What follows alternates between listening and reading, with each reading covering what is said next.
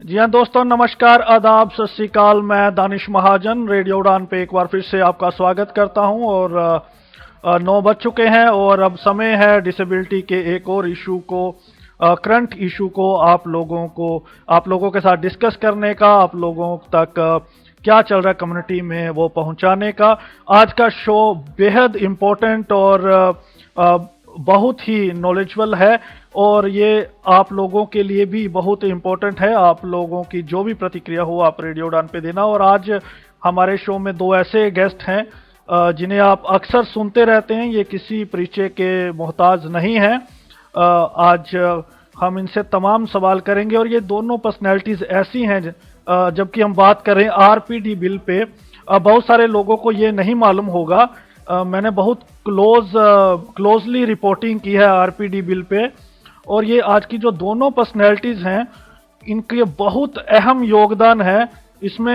ये कहना बिल्कुल गलत नहीं होगा कि ये इन्होंने कड़ी मेहनत की है और बहुत सारी ऐसी अमेंडमेंट्स थी, बहुत सारी ऐसी बातें हैं जो डिट्टो जो इन्होंने भेजी थी उसे डिट्टो गवर्नमेंट ने पिकअप किया और आरपीडी बिल में शामिल किया।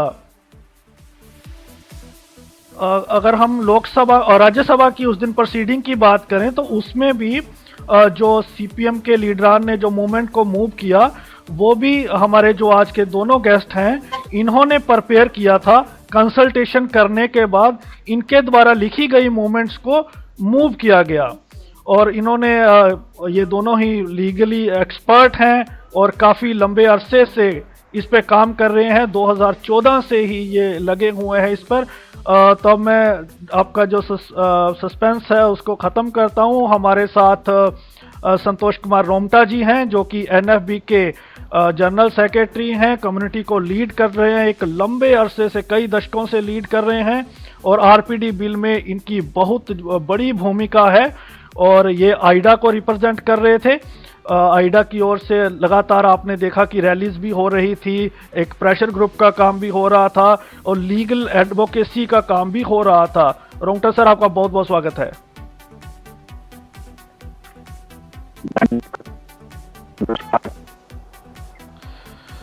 हमारे साथ मुरलीधरन जी हैं जो कि सेक्रेटरी हैं national platform for the right of disable के। ये भी कड़ी मेहनत कर रहे थे। अगर रैलीज की बात करें तो आइडा के साथ मिलके पिछले 2-3 सालों से आरपीडी बिल के ऊपर जबरदस्त जो काम चल रहा था, इन्होंने भी दिन रात एक करके इस बिल के ऊपर इन्होंने काम किया है और ये आरपीडी बिल पास करवाने में इन दोनों की बहुत भूमिका है। मुरली सर, आपका बहुत बहुत स्वागत है। नमस्कार सभी। रोंगटा सर, सबसे पहले हम आपके ओपनिंग कमेंट्स जानना चाहेंगे, फर्स्ट रिएक्शन आपका आरपीडी बिल पास होने पर।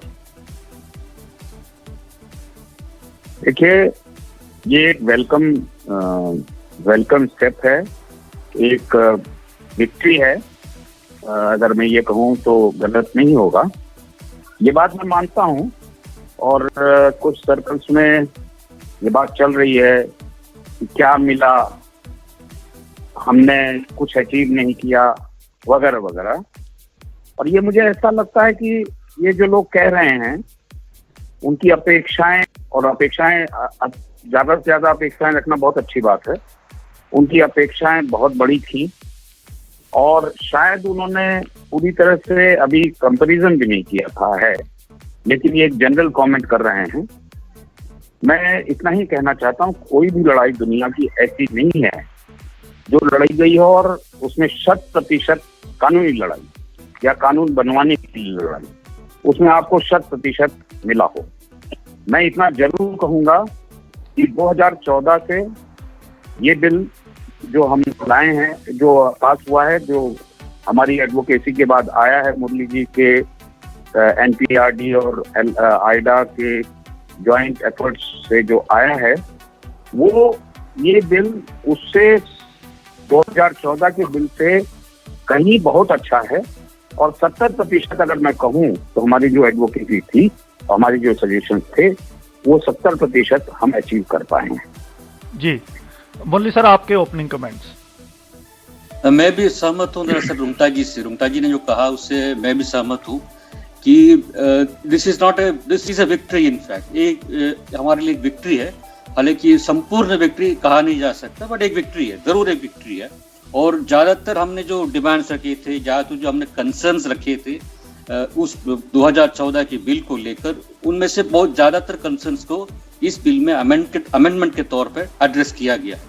2-3 कंसर्न्स रहते हैं जरूर, 2-3 कंसर्न्स जो सीपीएम के एमपीज जो थे, सीताराम येचुरी वगैरह ने जो रेस किए थे, जिसके ऊपर एश्योरेंस मिनिस्टर ने दिए हैं पार्लियामेंट की राज्यसभा में, उन पे भी अभी वर्क करना होगा। देखते हैं रूल्स में कैसे उस चीज को लाया जाता, but it is a victory, definitely A victory. और बहुत सारे लोग, जैसे रुंगटा साहब ने भी कहा है कि कुछ लोग इसको अभी अचीवमेंट के तौर पे नहीं देख रहे हैं। दो किस्म के हैं उसमें तो एक लोग तो ये कह रहे हैं कि भाई 14 का बिल सही था, उसको वैसे ही पारित करना था।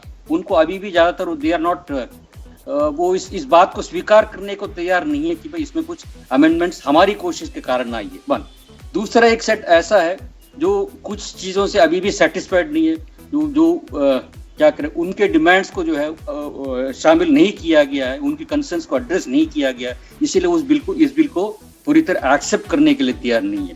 पर जैसे रुंगटा साहब ने कहा, हर लड़ाई जो है एक कान भी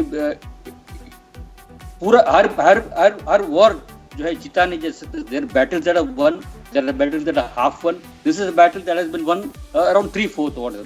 our concerns are there, but मैं बिल्कुल आपसे एग्री करता हूं, और मैं रुंगटा सर की बात से भी ये इत्तेफाक रखता हूं कि अभी शायद हम लोगों ने बिल को पूरी अच्छी तरीके से पढ़ा भी नहीं है, और मोटी मोटी हेडलाइंस को देख के, या 1-2 लीगल और डिसेबिलिटी एक्सपर्ट्स की बातों को ही शायद हम लोगों ने कंपैरिजन मान लिया है। खुद से अभी इतनी डिटेल्ड रीडिंग नहीं हुई है, क्योंकि अभी तो दिन ही 1-2 हुए हैं।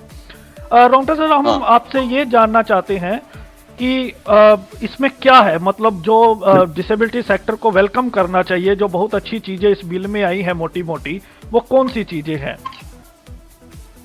देखिए, मैं इसमें एक सबसे बड़ी बात जो मानता हूँ, हमारी लड़ाई, मैं वहीं से शुरू करता हूँ। हमारी लड़ाई बेसिकली 2014 के बिल में जो शुरू हुई थी, वो नॉन डिस्क्रिमिनेशन में प्रोविजो को लेकर हुई। और जो लोग आज भी आलोचना कर रहे हैं 16 की बिल की, और जो लोग ये कह रहे हैं कि शायद हम लोगों ने कंप्रोमाइज कर लिया, कुछ लोग वैसे भी कह रहे हैं अपने स्वार्थों के लिए, वो उनको मैं ये बताना चाहता हूँ कि आप 2014 के नॉन डिस्क्रिमिनेशन क्लॉज को, जिस पे हमें आपत्ति थी, उसको देखें, और अब देखें जो अब आया है। उसमें था, unless it is shown that impugned act or omission is appropriate to achieve a legitimate aim, उसको चेंज करके, हालांकि हमने सजेशन दी थी कि अनलेस वाले को पूरा हटा दिया जाए, लेकिन वो नहीं मानी गई। और आप जानते हैं कि हमारे हाथ में नहीं है मनवाना, हमारी आइडियल सिचुएशन यही होती कि वो खत्म हो, लेकिन उससे हम आगे बढ़ रहे हैं और उन्होंने चेंज किया है, unless it is shown that impugned act or omission is proportionate means to achieve legitimate M.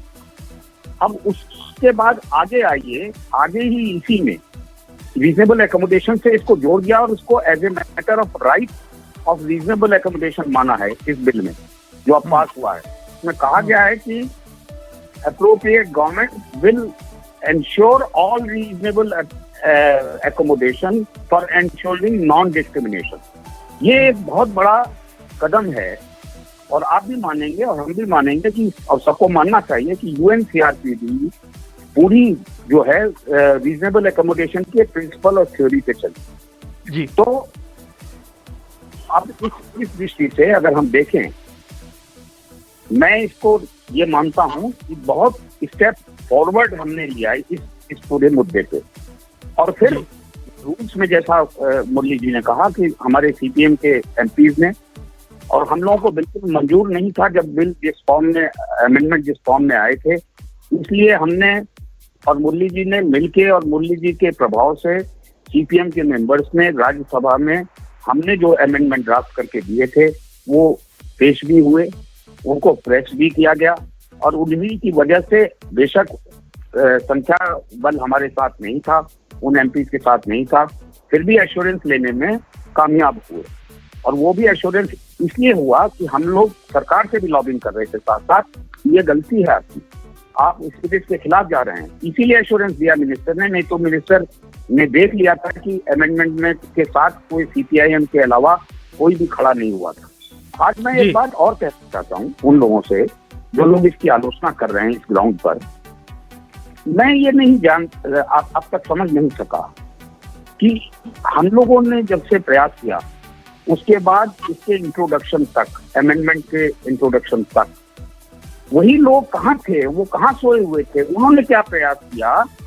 हम लोगों ने तो, हमने और मुरली जी ने तो मिलकर अमेंडमेंट इंट्रोड्यूस कराए थे, उन्होंने क्या प्रयास किया वो इसका तो जवाब दें डिसेबिलिटी कम्युनिटी को आलोचना करने के अलावा। अब इसके अलावा और एक और मैं लोगों को ये भी बता दूं कि ये भी बहुत बड़ी अचीवमेंट है आइडा और एनपीआरडी में विशेष तौर पे मैं कहूंगा मुरली सर की कि पहली बार राज्यसभा में डिस्कशन हुई बिल पर डिसेबिलिटी से रिलेटेड। इससे पे बिल्कुल जी बिल्कुल। तो बाकी लोग तो चेहरे सुनिए, बाकी दानिश सुनिए, एक तो पहले कई लोग कह रहे थे कि 60 सेकंड का time, we need only 60 seconds of a time. Parliamentarians को अपील कर रहे थे 60 सेकंड्स में जो है इस बिल को अप्रूव किया जाए। हमने कहा नहीं, ये should be a discussion on this bill. MPs को पता होना चाहिए, पार्लियामेंट को पता होना चाहिए, देश को पता होना चाहिए क्या डिस्कशन हो रहा है। मुरली जी, लोग ये कह रहे थे, आपको करेक्ट करूं, लोग कह रहे थे बिना चर्चा के पास कर दो। वही 60 सेकंड्स की बात कर रहे थे ना। They were saying only 60 seconds is needed to pass this bill. मतलब कोई हाथ ऊंचा करो बस खत्म हो गया। मूव्ड और पास बोल दो, मूव्ड और पास बोल दो, बस। Yes, बस। जी मुरली सर, आप कौन सी अचीवमेंट्स देखते हैं जो लोगों जो डिसेबल कम्युनिटी के लिए बहुत बेनिफिशियल हैं? दो तीन और जोड़ना चाहता हूँ। जी जोड़िए। उसके बाद मुरली जी टेक ओवर करेंगे। जी मैं इसमें एक बात और कहना चाहता हूँ कि देखिए, एजुकेशन के सेक्टर में मैं एक सेक्टर ले रहा हूँ ब्रॉड। जी एजुकेशन सेक्टर में आपको पता है पुराने बिल में स्पेशल स्कूल्स को, और जो मैं हो सकता है कि लोग मुझे मेरी आलोचना करें, मैं कह रहा हूँ इंक्लूसिव एजुकेशन सब डिसेबिलिटी के लिए ठीक नहीं है। बिल्कुल। आज हमारे पास इंफ्रास्ट्रक्चर नहीं है। क्वांटिटी का सवाल नहीं, क्वालिटी एजुकेशन का सवाल है। क्वालिटी एजुकेशन आप इंक्लूसिव एजुकेशन में आज के सर्कमस्टांसेस में दे नहीं सकते हैं। इसलिए पिछले बिल में इन्होंने स्पेशल स्कूल इफ नेसेसरी लिखा हुआ था, जो गवर्नमेंट के डिस्क्रिप्शन पर छोड़ा हुआ था। हमारे कुछ साथी तो ये भी आर्ग्यू कर रहे थे, जो आज श्रेय भी लेने के लिए आ गए, आलोचना भी करते हैं, कि स्पेशल स्कूल्स को ग्रांट नहीं देनी चाहिए गवर्नमेंट को उस समय 2014 में। लेकिन इसमें हम लोगों ने आमूलचूल परिवर्तन कराया। हमारा अमेंडमेंट माना गया कि special school is also recognized as a form of education, और चॉइस दी गई है पेरेंट्स को इस बिल में जो अब पास हुआ है, which is a major shift in the and I agree with you, I completely agree of children with disabilities. अब आइए एम्प्लॉयमेंट में, लोग कह रहे हैं, तरह तरह की धारणाएं फैला रहे हैं। एम्प्लॉयमेंट के अंदर पहली बार गवर्नमेंट ने, आपको पता है सुप्रीम कोर्ट तक हम कंटेस्ट करते आए हैं। आज जो लोग आलोचना कर रहे हैं वो कभी सुप्रीम कोर्ट गए हैं इस बात को लेकर, रिजर्वेशन इन प्रमोशन को लेकर? हमने रिजर्वेशन इन प्रमोशन की लड़ाई लड़ रहे हैं, जजमेंट लिए समर्थन में, लेकिन अभी तक एग्जीक्यूटिव ऑर्डर्स इशू नहीं हुए। वो एग्जीक्यूटिव ऑर्डर्स स्ट्रक डाउन करा दिए जो reservation in promotion in group A and B नहीं देते। पहली बार इस स्टैट्यूट में इन्होंने, जबकि डीओपीटी बेंट अपॉन था कि हम रिजर्वेशन इन प्रमोशन नहीं मान लेंगे, 4% हम जो देंगे या 5% देंगे वो डायरेक्ट रिक्रूटमेंट में देंगे। वो बात हमारी मेजर विक्ट्री है कि हम लोगों ने मंगवाई, और reservation in promotion has come in the statute for the first time as a recognition of right of to seek reservation in promotion, which is a very great step forward in ensuring the rights in employment. इसके अलावा employment में again posting and transverse का mention पहली बार आया है इस bill में, जो हमारी मांग थी। इसके लिए एक अलग पॉलिसी होगी posting and transfers of employees with disabilities के लिए। ये भी एक बहुत बड़ा स्टेप फॉरवर्ड है। तो मैं कहना चाहता हूँ कि कुल मिला के अगर आप देखें, इसमें पहले से बहुत आमूलचूल परिवर्तन हुए हैं, और मैं अगले 2 दिनों में एक कंपैरेटिव स्टडी पूरे साइट्स पे डालूंगा विभिन्न सोशल मीडिया पे, जिसमें मैं इस तरह की कंपैरेटिव स्टडी दूंगा कि एग्जिस्टिंग एक्ट में क्या था, 14 के बिल में क्या था और अब क्या है, ताकि लोग खुद फैसला करें कि ये क्या हुआ है, कितनी सक्सेस मिली है। बिल्कुल, पिंचा सर ने भी कंपैरिजन किया था पिछले शो में और उन्होंने भी काफी बातें रेडियो डाउन पे बताई थी लिसनर्स को। जी मुरली सर, आप कैसे देखते हैं, कौन सी बड़ी अचीवमेंट देखते हैं रोंगटा सर के साथ जोड़ते हुए? रुंगटा जी ने कहा है वो टू मेजर कंसर्न्स जो हमारे थे और दो मेजर इश्यूज थे, उसके अलावा 2-3 चीजें और जो है इस अमेंडमेंट्स के ऑफिशियल अमेंडमेंट्स जो आई है, वो एक तो ये कि प्राइवेट सेक्टर को भी जो है एस्टेब्लिशमेंट्स में जोड़ा गया है, which is a major thing, actually major thing, बहुत बड़ी चीज है ये। दूसरा, डिस्क्रिमिनेशन का कोई डेफिनेशन था नहीं पुराने बिल में, ग्लेयरिंग इनएडिक्वेंसी, वो उसको इस बिल में एक डेफिनेशन के तौर पर ऐड किया गया इस अमेंडमेंट्स के तौर पर। और दूसरा देखिए, साइन लैंग्वेज को एक कम्युनिकेशन में जो है साइन लैंग्वेज को इंक्लूड किया गया, वीडियो और विजुअल डिस्प्लेस को जोड़ा गया है, और कहा कि टीवी में जो है साइन लैंग्वेज इंटरप्रेशन होना चाहिए, कैप्शनिंग होना चाहिए, ये है। और महिलाओं के women and children with disabilities का जो सेक्शन जो है, एक छोटा सा लाइन ही था पुराने 2014 के बिल जो इंट्रोड्यूस किया गया था, इसमें स्पेसिफिक क्लॉज के तौर पर एक पैरा इंट्रोड्यूस किया गया। These are big achievements actually, which disability certification को भी इजी किया है। यस, नहीं, सर्टिफिकेशन तो खैर अमेंडमेंट पहले भी कर दिया था कि भाई it will be valid through out the country, पहले बिल में नहीं था मगर बाद में एक अमेंडमेंट के तौर पर इंट्रोड्यूस हुआ था उसको, whatever it may be. That is also big thing, बहुत बड़ा हर्डल होता है, एक स्टेट में वैलिड सर्टिफिकेट नहीं होता दूसरे स्टेट में। जी, तो अब हम थोड़ी सी बात करते हैं आलोचना पक्ष की और फिर हम वापस यहाँ आते हैं। रोंगटा सर, 2 चीजों को लेके आलोचना हो रही है, हालांकि जो सिचुएशन है वो हाइपोथेटिकल है कि लोगों को कहना है कि 2014 में 5% की जो रिजर्वेशन की बात थी, लेकिन इस बार 4 को एक्सेप्ट कर लिया। हालांकि 5 को भी वो एक्सेप्ट करते नहीं करते वो बात की बात थी, लेकिन इसको कैसे देखते हैं? क्या इस पे कोई प्रेशर था? एक ये बड़ा मुद्दा आया है कि 5 को 4 कर दिया। नहीं, हम लोग तो आइडियली हमने लास्ट तक भी 5 मांगा। आपको पता होगा कि जो मुरली जी के प्रयासों से हम दोनों ने मिलके वो जो सीपीआई से अमेंडमेंट्स मूव कराई थी, उसमें 5% को रेस्टोर करने की बात कही। लेकिन आप, जैसा मैंने कहा कि देखिए, ना तो मुरली जी का एनसीईआरटी, ना हमारा आइडा या हमारी नेशनल फेडरेशन ऑफ ब्लाइंड, कोई ऐसी फोर्स नहीं है जो कि वहां पर जाकर हाउस में निर्णयों को बदलवा सके। हमको ये समझना चाहिए। और मैं फिर वही बात कहता हूँ कि जो लोग, उन लोगों ने क्या प्रयास किया, हम लोगों ने तो अमेंडमेंट रखवाया था, अमेंडमेंट एक पक्ष में कल पढ़ रहा था जो बहुत सैड है रोंगटा सर, इस पे आपकी प्रतिक्रिया चाहता हूँ।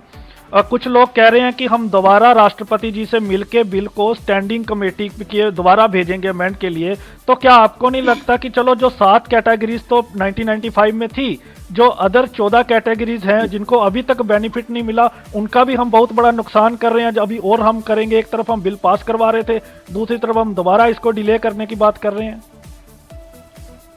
ये तो मैं बिल्कुल इस रणनीति से सहमत नहीं हूँ। मैं एक बात आपको बता दूं यहाँ पर, ये नहीं कि मैं सरकार की उस स्थिति से सहमत हूँ, लेकिन मैं वस्तु स्थिति बताना चाहता हूँ कि देखिए, कोई भी एडवोकेसी हो, जब तक ग्राउंड रियलिटी के साथ जुड़कर और उसको समझकर स्ट्रेटेजी नहीं करेंगे आप, तो आप कभी सफल नहीं हो सकते। वहां पर ये बहुत जबरदस्त रेजिस्टेंस था, जैसे प्रमोशन के मामले में था कि इंटेलेक्चुअली डिसेबल्ड को हम एम्प्लॉयमेंट में रिजर्वेशन नहीं देंगे। वो तो यहाँ तक देवर एक स्टेप फर्दर कि साहब उनको हम एलिजिबल नहीं बना सकते एम्प्लॉयमेंट में, ठीक है। आप उस दृष्टि से देखें कि 5 से 4 बेशक हो गया, लेकिन वो रुकावट नहीं है, उनको भी शामिल किया गया है रिजर्वेशन में। क्या ये एक मेजर अचीवमेंट नहीं है? इस तरह से नहीं देखा जाना चाहिए। बिल्कुल, ये ऑब्स्ट्रक्शनिस्ट रवैया गलत होगा और ये होगा नहीं। आप क्या समझ रहे हैं, वो क्या समझ रहे हैं कि प्रेसिडेंट इसको वापस कर देंगे? बिल्कुल नहीं करेंगे। आपने बिल्कुल ठीक कहा कि जो नई डिसेबिलिटीज आई हैं उनका नुकसान हो जाएगा। जी। आप कैसे देखते हैं मुरली सर? जी, आप ऐड करें। दरअसल ये जो है, दरअसल नहीं, ये जो हम दोनों NFB और आइडा और NPRD दोनों ने जब इस बिल को जब स्टडी किया, तुरंत आते हमारे पास जब अमेंडमेंट आए तभी हमने स्टडी किया, तभी हमने कहा था कि भाई we are not in agreement with the proposal to bring down the reservation from 5 to 4%। हम एग्रीमेंट में नहीं है, मगर जैसे रुंगटा साहब ने कहा, तो we are not in parliament, we can't exercise that power to install it और रिस्टोर करने। हम कह सकते हैं, हमने अमेंडमेंट मूव करवाए MPs के द्वारा कि भी इसको रिस्टोर करो, उससे आगे हम क्या कर सकते हैं? That's the basic। एक और बात जो आई है, ये डिसेबिलिटी कमिश्नर की बात आई है, पहले नेशनल कमीशन की बात थी। कमीशन की भी बात है। We are not in agreement with what the official amendment से हम एग्री नहीं करते। वो हमने स्टैंड लिया, दोनों ने मिलकर ही स्टैंड लिया, बोथ NFB एंड रुंगटा साहब ने भी स्टैंड लिया, हमने भी स्टैंड लिया। We are not in agreement. और उन्होंने जॉइंट अमेंडमेंट करवाया है। यस, अच्छा, ये थोड़ा सा लिसनर को ये समझाएं क्या जो 1995 में CCPD को पावर्स थी, क्या अभी जो 2016 का एक्ट पास हुआ है, इसमें CCPD जो कमिश्नर को स्ट्रॉन्ग किया गया है, किस तरह से कुछ इसमें थोड़ा सा बेहतर है वहां से, ये थोड़ा सा लिसनर्स को आप बताएंगे? इसमें ऐसा मैं ये कहूंगा कि देखिए, एक तरह से CCPD को स्ट्रेंथन किया गया है, और पावर्स का जहां तक सवाल है, दो डेप्यूटी भी दिए हैं। पावर सेम है, फंक्शंस वाइड हुए हैं उसके, और फंक्शंस इसलिए ज्यादा बढ़ाए गए हैं क्योंकि कमीशन को फंक्शंस दिए गए थे, वो भी CCPD को दिए गए हैं। लेकिन साथ ही उसके साथ एक एडवाइजरी बोर्ड बनाया है जो उसके साथ जुड़ के काम करेगा। वो एडवाइजरी बोर्ड एक्चुअली, और उसमें डिसेबल्ड के रिप्रेजेंटेटिव रखने की बात है। तो जो एडवाइजरी बोर्ड है वो बेसिकली इन्फ्लुएंस कर सकेगा कमिश्नर के काम पे।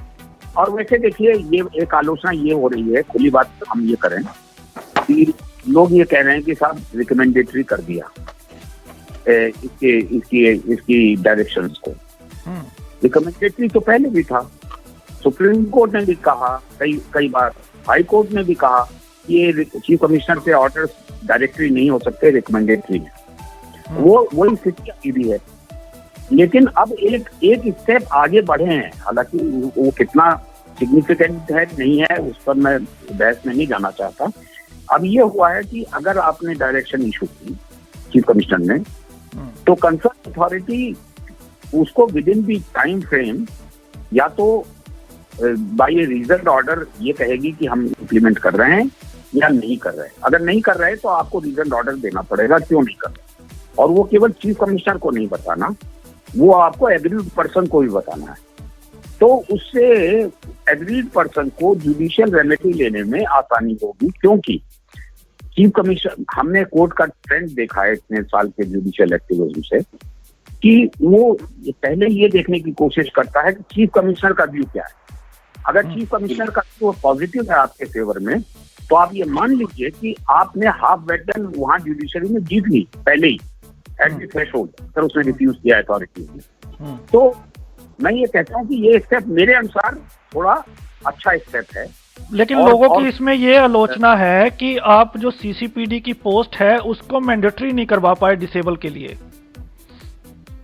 देखिए, ऐसा बात वही है। देखिए, हम तो पहले दिन से ही चेयरमैन को मैंडेटरीली डिसेबल्ड के लिए मांग कर रहे थे।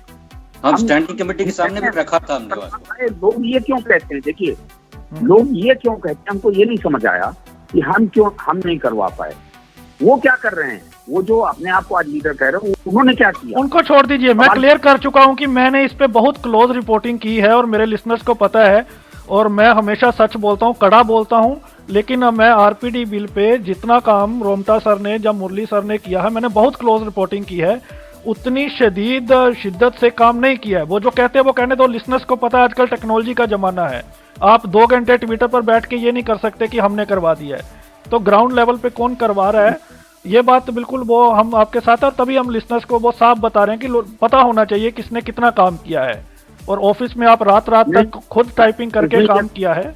तो इस पर भी हम लोगों ने अमेंडमेंट मूव कराया था अभी दोबारा, क्योंकि हमने ये कहा कि नेशनल कमीशन और स्टेट कमीशन को रेस्टोर करो, और उसी में जो हमारे कंसर्न थे, चेयरमैन नेशनल कमीशन, असल में ये देखिए एकदम से स्टैंड चेंज किया गवर्नमेंट ने, हम लोगों को समय नहीं मिला कि उन्होंने कह दिया कमीशन नहीं होगा, चीफ कमिश्नर को ही और स्टेट कमिश्नर को ही हम स्ट्रेंथन करेंगे। तो हमारे पास लॉबिंग, और ये पार्लियामेंट की स्टैंडिंग कमेटी के बाद हुआ था कुछ, तो हमारे पास वो फोरम भी चला गया जहां हम कुछ लॉबी करते हैं यहाँ पर कि चीफ कमिश्नर मैंडेट भी करो। उन्होंने इसीलिए क्योंकि थोड़ा बहुत दे के संतुष्ट करने की कोशिश की, जिससे हम संतुष्ट नहीं है कि एक कमिश्नर जो है डिसेबल्ड हो गया। क्यों एक कमिश्नर? फिर अगर करना है तो दोनों कमिश्नर डिसेबल्ड कर दो। चीफ कमिश्नर को अगर मैंडेटरी नहीं कर रहे तो दोनों कमिश्नर डिसेबल्ड होने चाहिए थे, यही हमने कहा उनको एक्चुअली। जी मुरली सर, ये बताएं थोड़ा सा, दो बातें लिसनर को सरल शब्दों में समझाएं आप। एक तो हम जानना चाहते हैं कि एक और आलोचना का जो पक्ष है कि पहले अगर कोई डिस्क्रिमिनेट करता है तो उसको सजा का प्रावधान था, इस बार उसको रिमूव करके सिर्फ फाइन पे रख दिया, क्या ये बात दुरुस्त है? और दूसरी बात, एक लिसनर्स को ये समझाएगी कैडरे बेस्ड जब हम प्रमोशन की बात करते हैं तो इसमें कैडरे बेस्ड प्रमोशन क्या होती है, ये थोड़ा सा लिसनर बहुत पूछ रहे हैं मुझे बार बार फोन करके, ये लिसनर्स को समझाएं। ये जहां तक इसी 1995 के एक्ट में जो था, एक सबसे बड़ी कमी, apart from not being the right based perspective, सबसे बड़ी कमी जो थी पीनल प्रोविजंस की थी।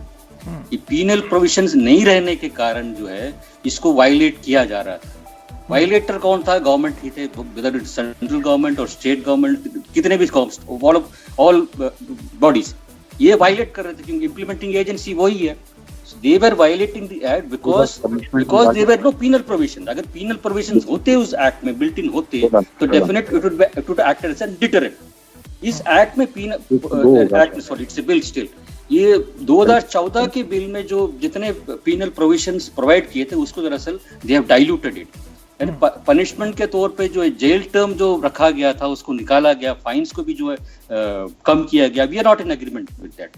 हम चाहते हैं कि स्ट्रिक्ट पीनल प्रोविजंस होना चाहिए ताकि इस एक्ट को दोबारा कोई हिम्मत ना करे इसको किसी भी प्रोविजन को वायलेट करने की। It should be like that, should be as strict as that. But again as we ये हमारी बस की बात नहीं है कि बिल को कैसे पारित करना हमारे हाथ में नहीं है। We are not MPs, we don't have vote. तो हम इस चीजों को रख सकते हैं, वी आर प्लेस्ड इट। जैसे रुंगटा साहब ने भी कहा कि हम सीपीएम एमपीज को द्वारा अमेंडमेंट, हर एक क्लॉज, इसमें मेजॉरिटी अमेंडमेंट्स आप देखेंगे जो ऑफिशियल अमेंडमेंट्स के तौर पे आए हैं, there are actually for replacing this. ये कमिश्नर का नाम जहां भी आता था रेफरेंस वो सबको निकाल। We have asked for restoration all those clauses. ये भी क्लॉज को हमने छोड़ा नहीं है, सारे क्लॉसेस को हमने रिस्टोर करने की बात की थी। सो वी आर नॉट, ये पीनल प्रोविजंस को जहां तक सवाल है, ये हम ये मानते हैं कि पहले वाला जो स्ट्रिंजेंट प्रोविजंस होना चाहिए, but it is diluted, which is not we don't welcome it. जहाँ तक कैडर का सवाल है, एक्चुअली रुंगटा साहब उस केस को लड़ते आए, he is much more conversant with this and he would be better placed to explain that thing, I think. जी जी देखिए इसमें ऐसा है, पहले जो था, पहले इशू ये था कि वैकेंसीज की कंप्यूटेशन कैसे, तो उस पर 2013 का जो हमारा जजमेंट आया हमारे केस में एनएफबी के, उसमें हिस्टोरिक जजमेंट में ये कहा कि कंप्यूटेशन आपको टोटल कार्डर स्ट्रेंथ में करनी पड़ेगी। उसी के बेसिस पे उन्होंने प्रमोशन को भी, रिजर्वेशन इन प्रमोशन को भी उसी के बेसिस पे कहा कि वो 33 में इंक्लूडेड है। कार्डर स्ट्रेंथ का मतलब ये है कि मान लीजिए आपके यहाँ 100 पोस्ट हैं जी, और वो 100 पोस्ट एक पर्टिकुलर कार्डर, मतलब पे स्केल से कार्डर बनता है। जी जी, पोस्ट से नहीं बनता जी। जैसे एक ग्रुप 76 हाइपोथेटिकली 7600 का एक पे स्केल है जी जी, 7600 के पे स्केल में जितनी भी पोस्ट हैं वो एक कार्डर है जी। अब इस कार्डर में हर पोस्ट में नंबर ऑफ वैकेंसीज भी होंगी जी। एक ही वैकेंसी तो नहीं होगी। मान लीजिए एक पोस्ट है एडमिनिस्ट्रेटिव ऑफिसर की जी, उस 76 मान लीजिए थोड़ी देर के लिए, तो एडमिनिस्ट्रेटिव ऑफिसर की कम से हो सकता है एक डिपार्टमेंट में 20 वैकेंसी हो जी, उसी सेक्शन ऑफिसर उसी ग्रेड में हो मान लो जी, उसकी मान लो 20 वैकेंसीज हैं। ये जोड़कर जो टोटल बनता है उसके आधार पर रोस्टर बनाएंगे और उसके आधार पर आप रोस्टर पॉइंट देंगे जो जो डायरेक्ट रिक्रूटमेंट का रोस्टर पॉइंट अलग बनेगा, प्रमोशन का अलग बनता है। उसमें आपको जो जरूरी नहीं है कि 100% बाई प्रमोशन होता हो, कुछ जगहों पे 25 बाई डायरेक्ट रिक्रूटमेंट है, 25% बाई प्रमोशन है जी। तो लेकिन हमें 100 में से ही मिलेगा, 75% उसका जो है डायरेक्ट रिक्रूटमेंट में मिलेगा और 25% हमको प्रमोशन में मिलेगा जी। तो ये आपने जी। एक्सेसिबिलिटी में भी काफी सुधार हुआ है इस बिल में, एक्सेसिबिलिटी पर भी काफी चीजें हैं, तो उसमें क्या है लिसनर्स के लिए नया एक्सेसिबिलिटी प्रोविजंस को लिए, चाहे वो ट्रांसपोर्टेशन की बात हो, चाहे वो कम्युनिकेशन एक्सेसिबिलिटी की बात हो, इंफॉर्मेशन टेक्नोलॉजी की बात हो, तो उस पर थोड़ा सा बताएंगे लिसनर्स को। देखिए, इसमें एक्सेसिबिलिटी में तो सबसे पहली बात टाइम फ्रेम तय किया 2 साल का, ये बड़ा इंपॉर्टेंट है। तो I don't know whether how much it is realistic, आप जानते हैं जैसे हमारी व्यवस्था है, बट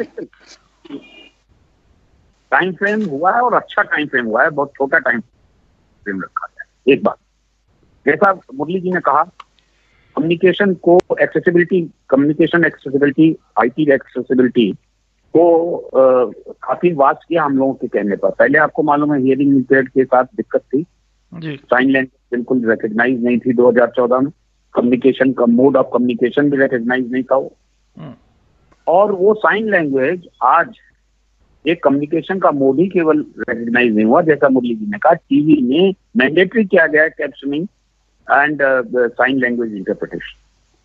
तो ये एक मेजर स्टेप फॉरवर्ड है।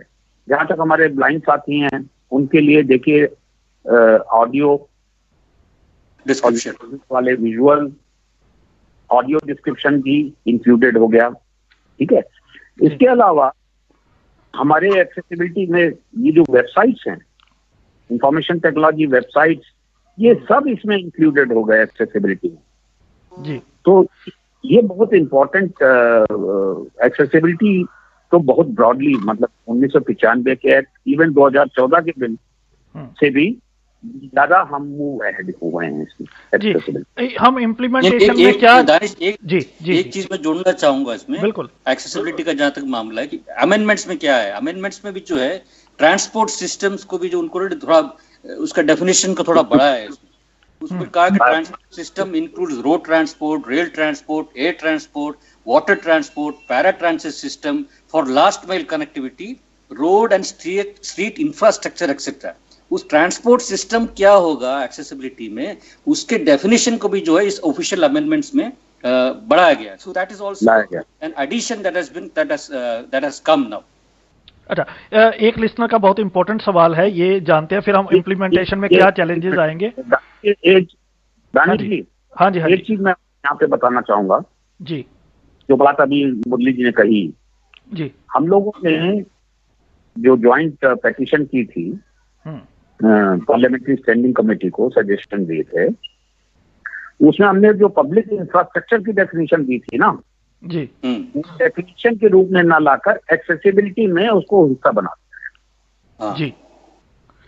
अच्छा डॉक्टर सर, एक सवाल है लिसनर्स का, ये थोड़ा सा एड्रेस करें आप, कि कुछ लिसनर्स कहते हैं कि जैसे हम 3.3 पे बात कर रहे हैं, तो क्या उसको कॉन्स्टिट्यूशन के आर्टिकल 14 से हम चैलेंज नहीं कर सकते? और दूसरी बात जो हमने की थी कि सजा को बंद करके फाइन को भी कम कर दिया है अभी, जो अगर कोई डिस्क्रिमिनेशन, तो क्या जो सिंपल आईपीसी की धाराएं हैं, जो क्रिमिनल कोड की धाराएं हैं, क्या हम उसके थ्रू भी जस्टिस ले सकते हैं? देखिए, ये पहली बात तो मैं आपके दूसरे प्रश्न पर पहले आता हूं, फिर 3 पे आएंगे जी। जो आईपीसी है, वो जो जनरल ऑफेंसेस हैं, वो चाहे वो डिसेबल्ड के खिलाफ हो, नॉन डिसेबल्ड के खिलाफ हो, वो ऑफेंसेस में जो है वो तो वही लॉ अप्लाई करेगा। यहाँ पर जो फाइन्स वगैरह हैं, they are in addition to, उनको काट के नहीं है जी, उनके एडिशन में है ये ऑफेंसेस, ये पेनाल्टी, ये फाइन जी। अगर मान लीजिए एक मुझसे कोई सवाल कर रहा था कल कि उसी मानसिकता का आदमी होगा वो, जो ये आलोचना हो रही है कि मान लीजिए किसी वीमेन विद डिसेबिलिटीज के साथ आउटरेजियस एक्ट हुआ, उसकी मॉडेस्टी आउटरेज हुई, तो उसको केवल इतने फाइन से वो बच जाएगा। ये एब्सर्ड आर्ग्यूमेंट है। उसके खिलाफ जो केस रजिस्टर होगा 354A में ही होगा जी, आईपीसी में जी।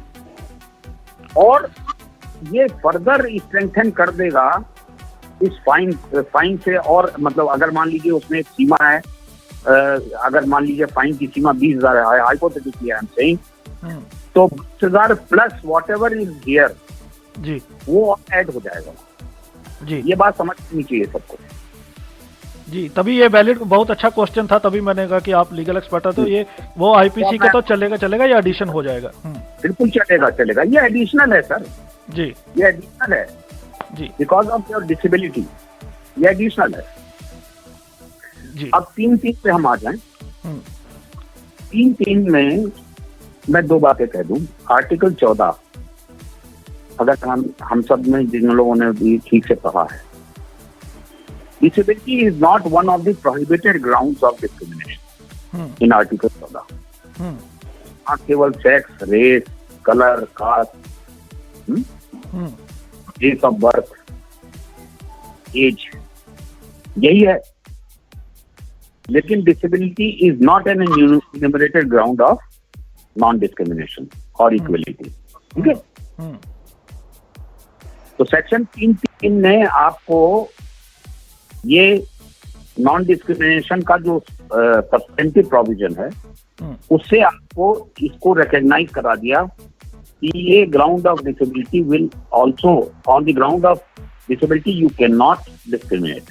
ठीक, now coming to the second part, जैसा मैंने कहा, अनलेस से जो लेके आया है, वो हमेशा आर्टिकल 14 में जाकर हम चैलेंज कर सकते हैं। अगर एक गिवन एक्ट गवर्नमेंट ये कहेगी कि साहब ये जो है हमने ये प्रपोर्शनेट मीन्स था, हम रीजनेबल एकोमोडेशन के बाद भी नहीं कर पाए, क्योंकि इसका 3.5 और 3.6 पढ़ लें हम, जो ऐड हुआ है इसमें अमेंडमेंट 14 में नहीं था। उसमें उसने कहा है कि government will ensure all reasonable accommodation. ठीक है जी, तो गवर्नमेंट को ये एक्सप्लेन करना पड़ेगा, अगर कोई डिस्क्रिमिनेटरी एक्ट करती है वो या ओमिशन करती है, तो गवर्नमेंट को ये एक्सप्लेन करना पड़ेगा कि रीजनेबल एकोमोडेशन क्या दिया था, उसके बाद भी ये पॉसिबल नहीं हुआ कि डिस्क्रिमिनेट ना किया जाए।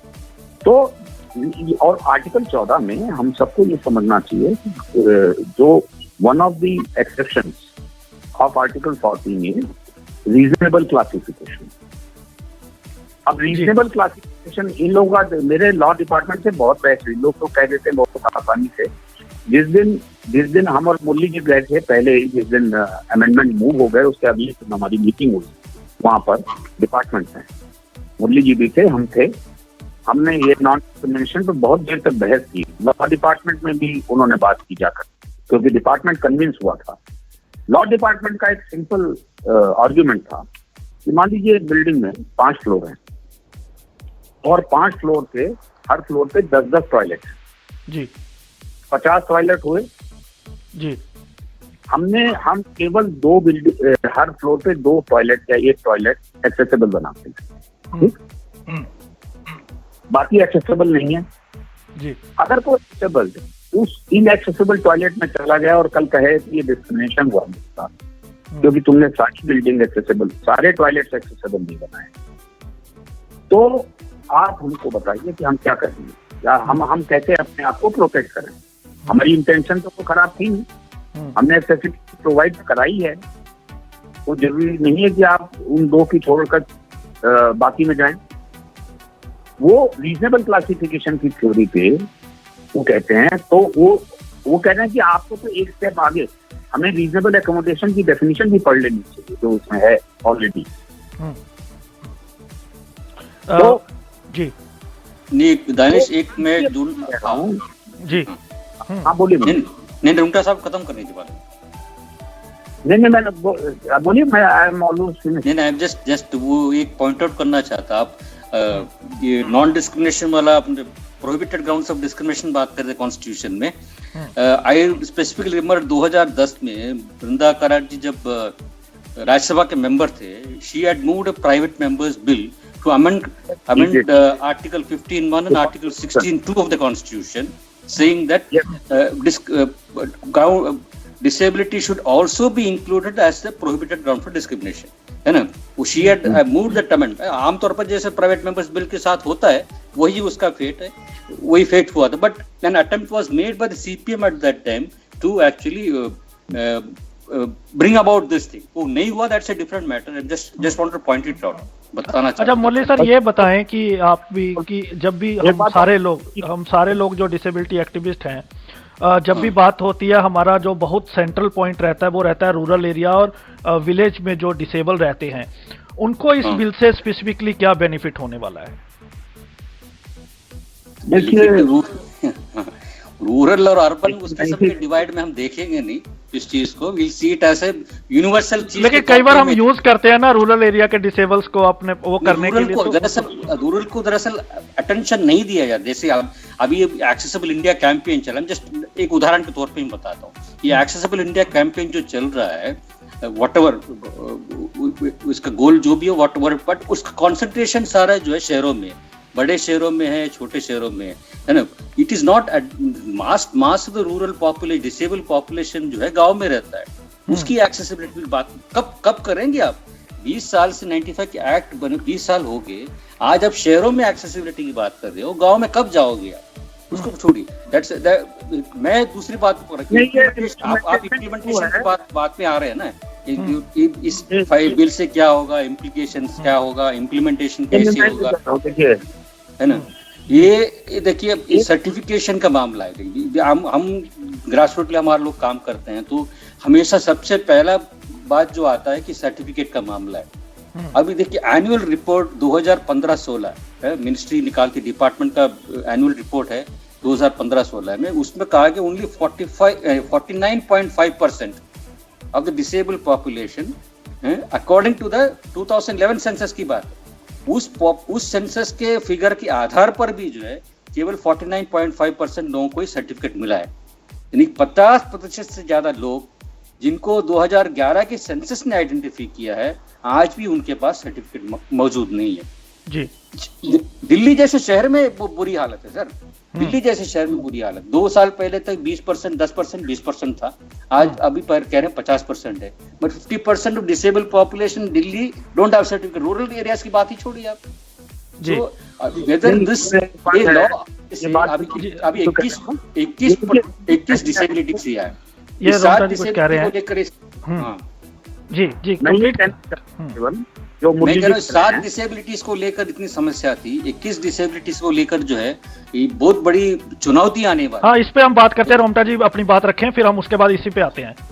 बिल्कुल. मैं ये कहना चाहता हूँ इसके अंदर कि देखिए ये इम्प्लीमेंटेशन का इशू है. एक्ट को इस नजरिए से हम नहीं देख सकते. Act applies equally to every place, number 1. Number 2, जैसा इन्होंने कहा मुरली जी ने, ये सारी टीजिंग इम्प्लीमेंटेशन प्रॉब्लम है. वो 1995 में भी थे, 2016 में भी रहेंगे, और हमें नहीं मालूम अगर 10 साल बाद कोई और बिल आएगा या एक्ट आएगा तो उसमें भी रहेंगे. ये केवल हमारे कानून के साथ समस्या नहीं है. ये समस्या किसी भी सोशल लेजिस्लेशन को ले लीजिए, उसकी इम्प्लीमेंटेशन पे है. आज हम एक छोटी सी बात कहते हैं, कैशलेस की बात हो रही है, डिजिटल पेमेंट्स की बात हो रही है. क्या अगर कल ये बाय लॉ कर दिया गया, मान लीजिए थोड़ी कि digital payment beyond 2000 rupees, 4000 rupees, 5000 rupees करनी ही पड़ेगी, कैश नहीं कर सकते आप, अगर कह दिया, तो क्या रूरल एरिया में हम इसको फैसिलिटेट कर पाएंगे? हम क्या उसको इम्प्लीमेंट कर पाएंगे? ये इशू तो सबके साथ है, यदा सभी कानूनों के साथ. जी. अच्छा रोमटा सर, एक आप इम्प्लीमेंटेशन पे थोड़ी सी बात करते हैं. अब ये बताएं कि आइडा के लगा लीजिए, एनएफबी के लगा लीजिए, या एनपीआरडी की वो बात हो, सबसे पहले बताएं कि हमें इम्प्लीमेंटेशन में क्या प्रॉब्लम होने वाली है, और दूसरी बात ये आप लोगों से थोड़ा विस्तार पूर्वक जानना चाहूंगा कि हमारे क्या प्लान्स हैं कि किस तरह से हमने इसको लोगों तक पहुंचाना है, लोगों को आरपीडी बिल के बारे में एजुकेट करना है, क्योंकि 95 में सारी जोश हमारा उधर लगा। हम बहुत अच्छे तरीके से बहुत लोगों तक आज भी नहीं पता कि प्रॉपर पीडब्ल्यूडी एक्ट क्या था या क्या है। तो इसको हमने कुछ सेमिनार्स वगैरह, क्या हमारी आगे की जो इंस्ट्रक्शंस हैं जो हमने आगे काम करना है इसके ऊपर, ये दो चीजों आप अपने अपने तजर्बे के साथ बताएं, दोनों अलग अलग। जी देखिए, इम्प्लीमेंटेशन के लिए हमें सबसे पहला काम तुरंत, जो जिसको मैं अर्जेंट कहता हूँ, अर्जेंट बेसिस पे एसेंट मिलने से भी पहले अब हमको वार फुटिंग पे कंसल्टेशन मोड पे आ जाना चाहिए अपने सभी सेक्टर के साथियों के साथ, और रूल्स जो तैयार करने की सरकार बात कर रही है, हमको रूल्स पहले ही बना लेने चाहिए, वो सरकार को प्रेजेंट करने चाहिए, ताकि सरकार के पास हम एक रेडीमेड मटेरियल दें कि भैया ये है, फिर हम उनसे नेगोशिएट करेंगे तुम ये क्यों नहीं मान रहे और ये क्यों मान। I want to put the cart before horse. ठीक है जी, मैं क्या मानता हूँ एक डिसेबल्ड एक्टिविस्ट के रूप में, जहां तक आपने एजुकेट की बात कही, ये जो कंसल्टेशन प्रोसेस होगा रूल्स के लिए, इसी को यूज किया जाए हमारे हर एरिया के। देखिए, ये तो संभव है नहीं कि हम सब जगह जाकर बड़ी लार्ज गैदरिंग में एक्ट की जानकारी दे सकें, ये संभव नहीं, क्योंकि एक्ट ऐसी टेक्निकल चीज है, हर एक को आप एक लार्ज गैदरिंग में नहीं समझा सकते। जी जी, रिप्रेजेंटेटिव लोगों को बुलाकर फिर वो रिप्रेजेंटेटिव और लोगों से बात करके इसको एजुकेट करें लोग, और ये जो रिप्रेजेंटेटिव आप बुलाएं, ये लार्जर हो रिप्रेजेंटेशन, एरिया वाइज हो, ताकि सारे एरियाज रिप्रेजेंटेड हों और सारी डिसेबिलिटी सेक्टर रिप्रेजेंटेड हो। सात से बढ़ के 21 हो गए, जैसा मुरली जी ने कहा, बहुत बड़ी चुनौती है, और कंसल्टेशन प्रोसेस में भी हो गई। कंफ्लिक्ट ऑफ इंटरेस्ट भी आएंगे इसमें, मैं आपको बताऊं रूल्स के समय, ये भी माफ कीजिए, इंटर से कंफ्लिक्ट ऑफ इंटरेस्ट भी आने वाले हैं, क्योंकि अभी एक मुरली जी को याद होगा, हम लोगों के सामने भी एक कंफ्लिक्ट ऑफ इंटरेस्ट आया था। अभी आपने देखा कि जो 1% रिजर्वेशन लोकोमोटर का है, उसमें ड्वार्फ और एसिड विक्टिम को भी शामिल किया गया है, जो नई डिसेबिलिटी है जी, उसी को शामिल किया गया है। तो राइटली सो, उस सेक्टर के जो रिप्रेजेंटेटिव हम लोगों के साथ हैं, ऑर्गेनाइजेशन लेप्रोसी मिशन, उनकी तरफ से इसका ऑब्जेक्शन आया, और उस समय जब ऑब्जेक्शन आया तो उनका सजेशन हम लोगों ने, मुरली जी ने कहा कि आप अमेंडमेंट भेज, तो उन्होंने अमेंडमेंट भेजा। उन्होंने कहा जी एसिड विक्टिम को जो है वो ब्लाइंडनेस और लो विजन के साथ शामिल कर दो, जिसको मैंने अपोज कर दिया कि मैं एक बात बहुत साफ बताऊं कि अगर लॉजिकल नहीं होगा तो ब्लाइंड और लो विजन का जहां इंटरेस्ट आएगा, वहां पर मैं केवल for the sake of unity compromise नहीं कर सकता ब्लाइंड पे। सीधी सी बात है जी, तो ये बड़ी बात है, ये बहुत स्पष्ट बात है। तो वो बात जब आई, तो ये कंफ्लिक्ट ऑफ इंटरेस्ट का एक एग्जांपल आपको कह रहा हूँ जी जी। Ultimately we did not take up that. तो ये इस तरह की और चीजें भी आएंगी, ये भी एक चुनौती है, चैलेंजेस हैं इम्प्लीमेंटेशन में जी।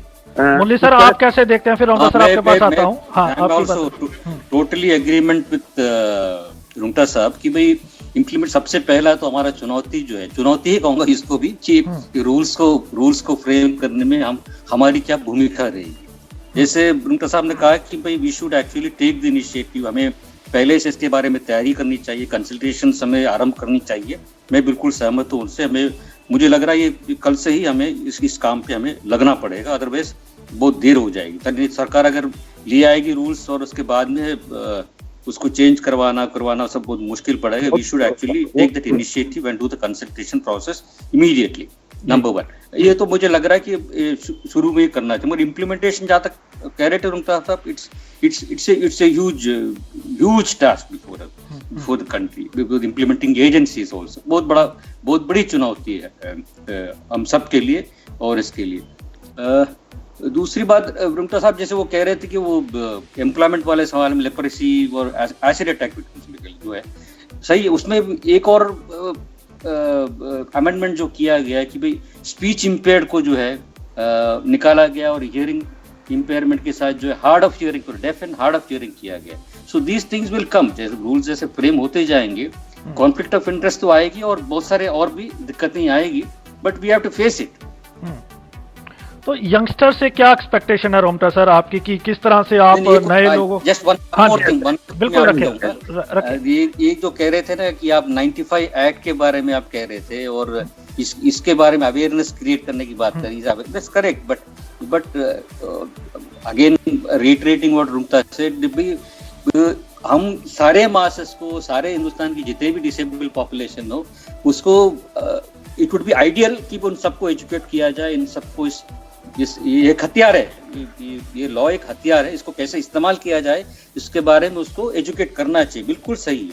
बट इसमें मेरा सा थोड़ा सा सोल्यूशन है कि अगर आप जितने भी एनजीओ के रिप्रेजेंटेटिव को बुलाएं और उनकी मैगजीन्स के द्वारा और सबकी आगे आगे ड्यूटी लगाएं, तो हम जितना प्रमोट कर सकते हैं तो करेंगे। मैं क्या कह रहा हूं, 95 एक्ट की बात करो दानिश, 95 एक्ट की बात करो।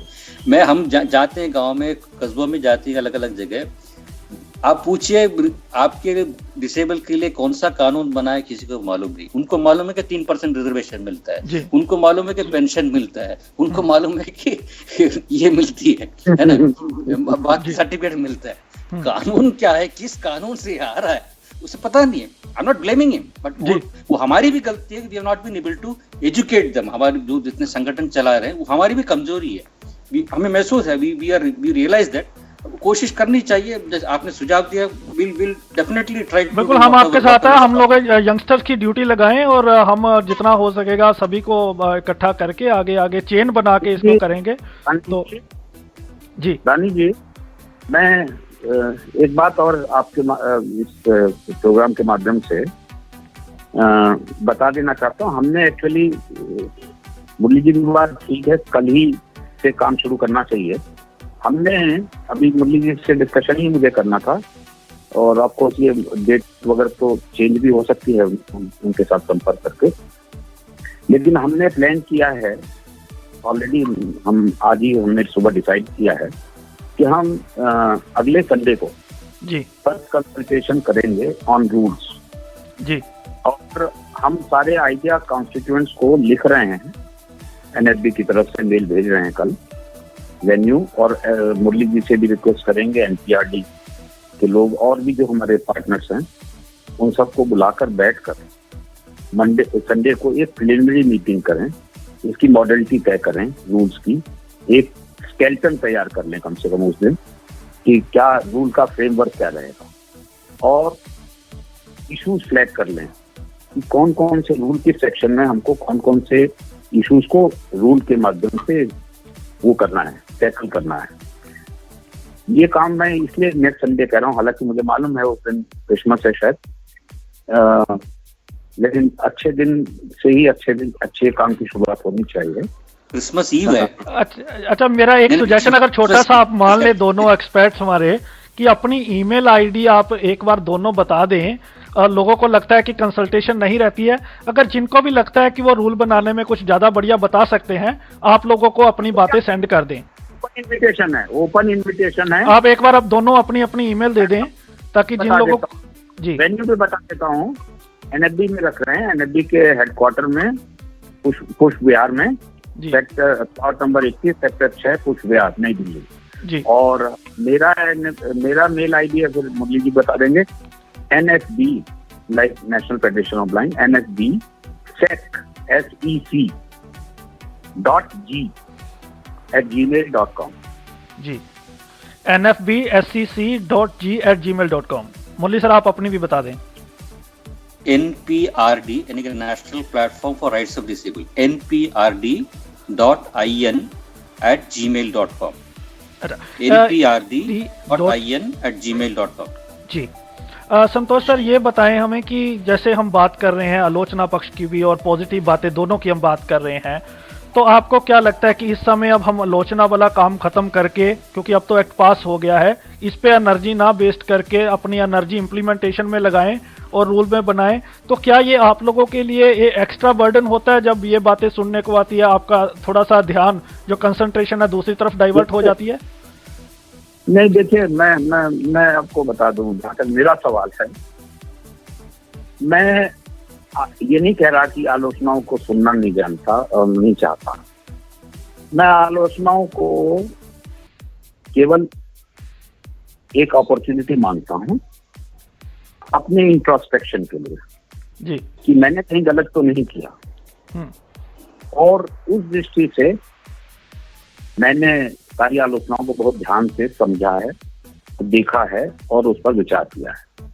वो सारी आलोचनाएं मुझे अपने इंट्रोस्पेक्शन में, may be wrong in other judgement, बेबुनियाद लगी, निराधार लगी, केवल criticism for the sake of criticism लगी, और कुछ हद तक अति महत्वाकांक्षी होने के नाते भी कुछ आलोचनाएं हुई हैं, जिसको मैं बुरा नहीं मानता, लेकिन हमेशा यथार्थ से जुड़े रहना चाहिए। अपनी शक्ति को पहचान कर जो हमें अपना लक्ष्य रखना चाहिए वो अपनी शक्ति के प्रपोर्शन में ही रखना चाहिए, उसके बियॉन्ड नहीं रखना चाहिए जी।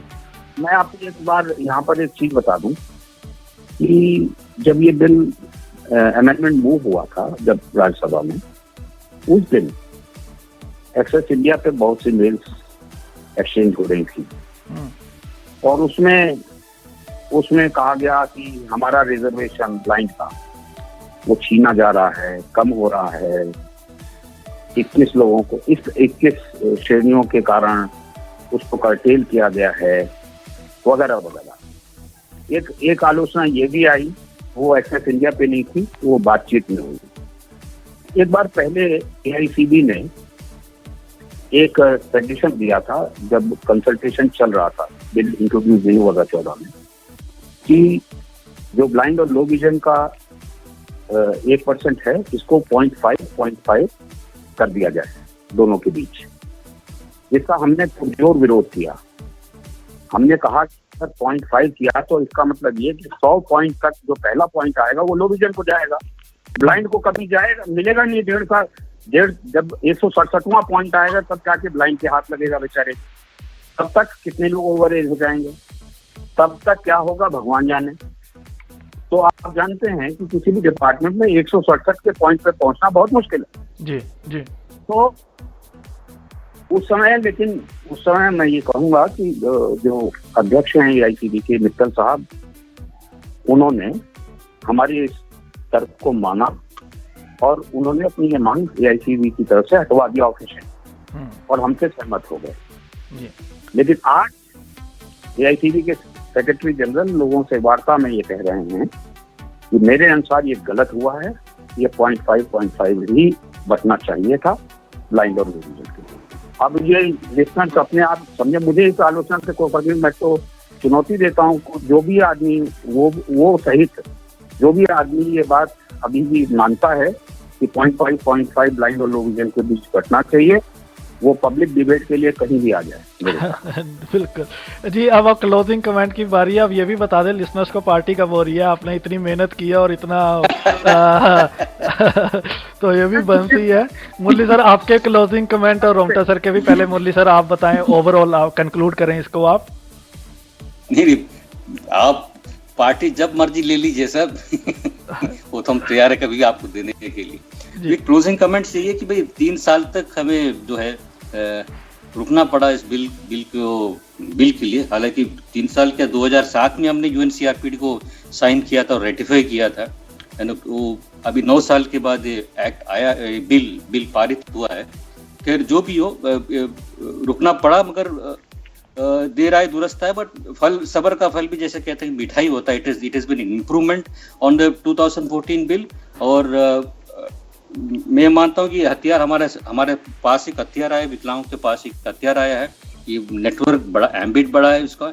इन तमाम विकलांग जो साथी अभी सर्टिफाई होंगे, it is a bill that gives you rights, that gives you entitlement. इसको लेकर हिंदुस्तान आने वाले दिनों में जो है हिंदुस्तान के इस मूवमेंट के इतिहास में जो है एक काफी परिवर्तन आने वाला है। और इन्हीं शब्दों के साथ मैं I will just that's all from my side. जी रोंगटा सर, आपके क्लोजिंग कमेंट।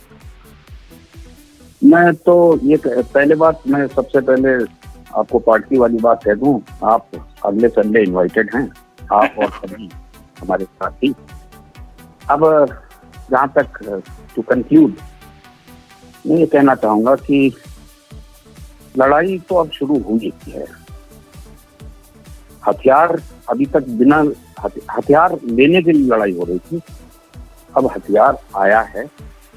हथियार का प्रयोग हमारी डिसेबल्ड कम्युनिटी के अधिकारों के संरक्षण और उनको एडवांस करने के लिए उसका प्रयोग करना अब हमारा उद्देश्य है।